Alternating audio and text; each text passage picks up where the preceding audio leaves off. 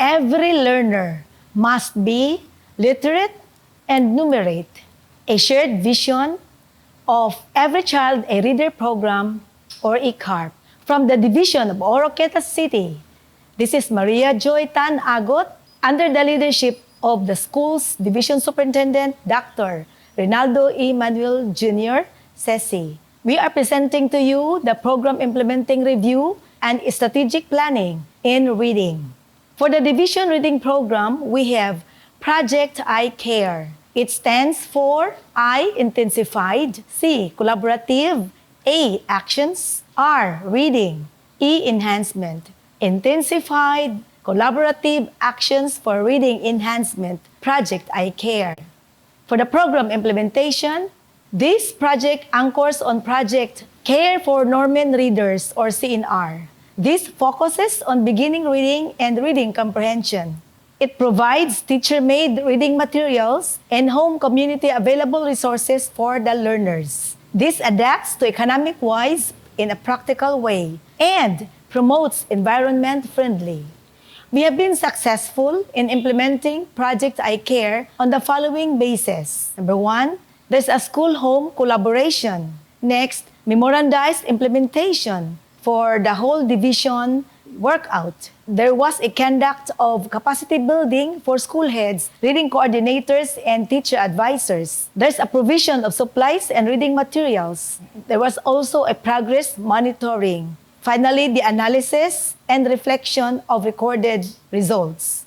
For the number of learners pulled out, elementary level, there were 44 out of 44 elementary schools. 100% of elementary schools were implementing. Way back 2019-2020, there were 2,758 pulled out learners, and the mainstreamed were 1,600, and remained in the project was 1,158. For the next school year, this year, 2020-2021, pulled out 1,158, mainstreamed 847, and remained 411. While in secondary level, we have 100%, 11 over 11 implementing schools. In 2019-2020, there were 1,492 pulled out children and mainstreamed 945 while remained 547. For this school year 2020-2021, 945 pulled out, mainstreamed 544, and 401 remained.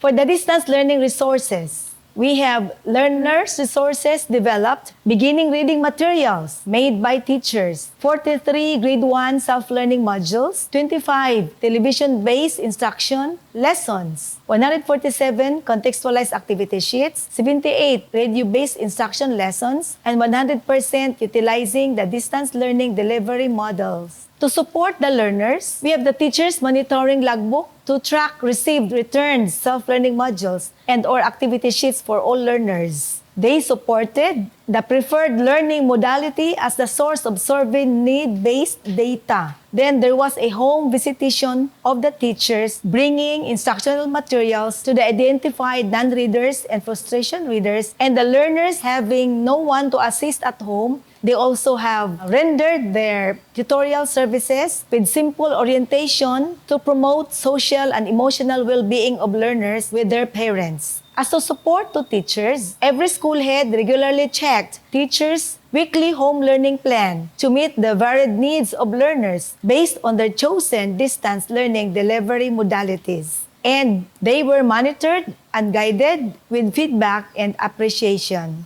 As a support to school leaders, the division office provided virtual orientation on mental health and psychosocial services, virtual conferences for updating, including the MANCOM. Then there was weekly physical, psycho-emotional, and spiritual wellness, and communication on reading program status. For innovations, the Project I Care and the LARDOS were given extended time to submit answered self-learning modules rather than quitting. The KKK approach, kapatid, kaibigan, and kapitbahay, for those parents who are not literate to help their children. Then the provision of teacher-made reading materials and supplies for making experiential ABC books, charts, flashcards, and simple medium books by concerned teachers and parents. For monitoring of results, there was a coordination via text messaging, phone calls, created group chats, live chats, emails, video calls, and above all, home visits to the most vulnerable learners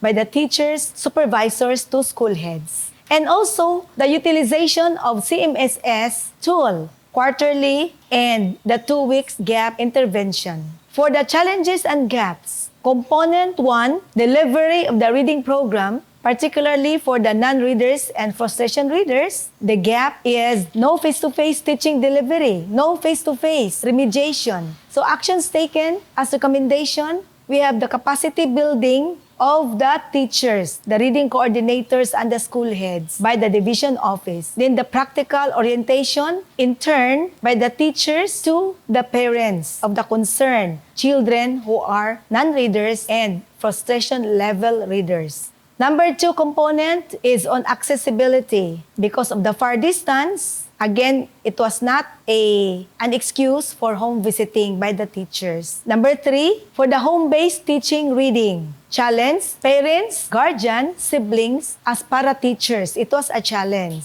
The actions taken as recommendation were the recorded audiovisual lessons and the teacher-made reading materials. For the plans and the next steps, planned activities. Number 1, to follow up reading program in school for sustainability. Target dates year-round. Responsible persons, EPS, and school heads. Number 2, organize potential reading teachers. Target date next month in July. Responsible persons, EPS, and teachers. Number 3, produce recorded video, audio, Marungko and Fuller lessons next school year by the EPS and potential reading teachers. Thank you. Daghang salamat. Bral palad-palad. Finally, I'd like to share to you the nugget of wisdom from George Bernard Shaw.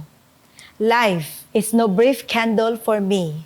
It is a splendid torch, which I have got hold of it for a moment, and I want to make it burn as brightly as possible before handing it to future generation.